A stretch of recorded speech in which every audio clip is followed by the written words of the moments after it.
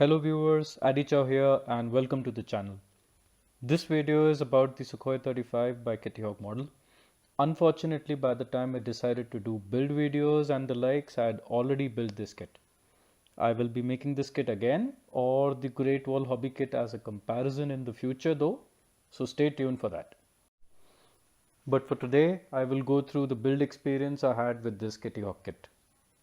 Okay, so some background for you guys. Simply put, the Su-35 is an updated Sukhoi 27. It initially had canards and a few examples were built, but these canards were removed as they were no longer needed due to the advances in aerodynamics. Thrust vectored and more powerful engines were also available at a later stage. This allowed the designers to reduce the empty weight, in turn increasing the payload. The Sukhoi 27 already carried an enormous amount of ordnance, and now the Su-35 carries even more of it. Kitty Hawk's release is a 1:48 scale of this Sukhoi 35 Flanker E. The fuselage is in two parts, an upper fuselage and a lower fuselage. The cockpit details are good and the panels are also replicated in decals. We close the fuselage and to this we add the nose, wings, tails, intakes, etc. For the horizontal flying surfaces, positionable flaps and leading edge slats are also provided. These also have sharp trailing edges. Panel lines and rivets are sharply molded and they look consistent across the airframe. There are some faint mole seams though, but these should disappear by a bit of careful sanding. 8 trees make up the rest of the box along with a clear tree and a small PE sheet and 3 sheets of decals. 4 of these contain parts for the weapons.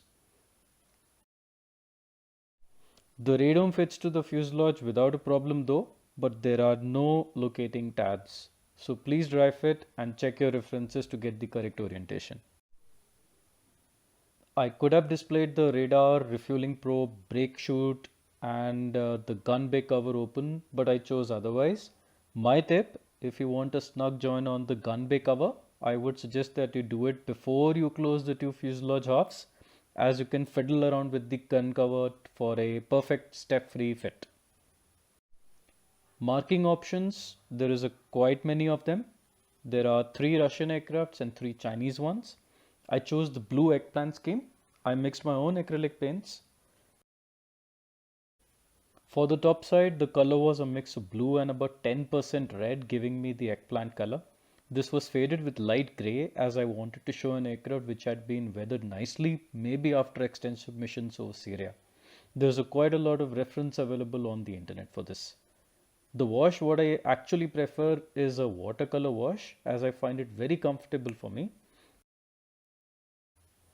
I chose a dark grey wash and concentrated most of my efforts towards the rear of the aircraft as it tends to get really dirty.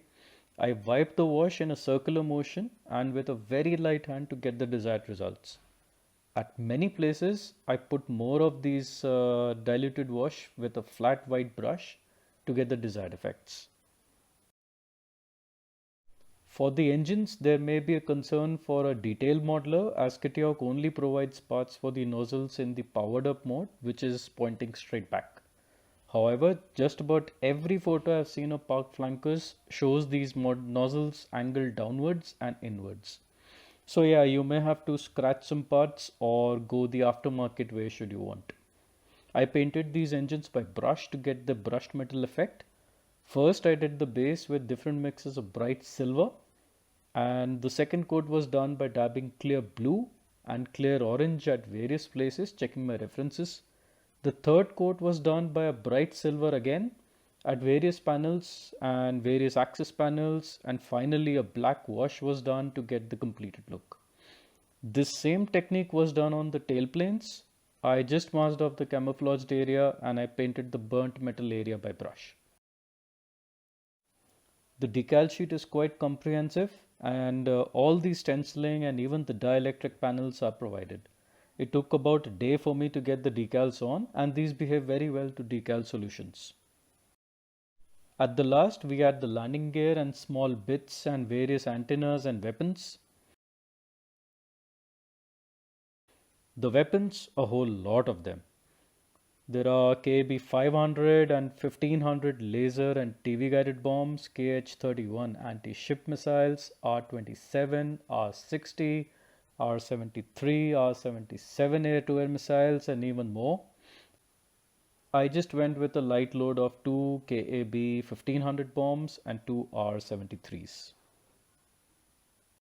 As for my final thoughts, this is an enjoyable build. The fit has been good with no major problems. Kitty Hawk have released an impressive kit, and certainly in the engineering, it's a big step up over their previous releases.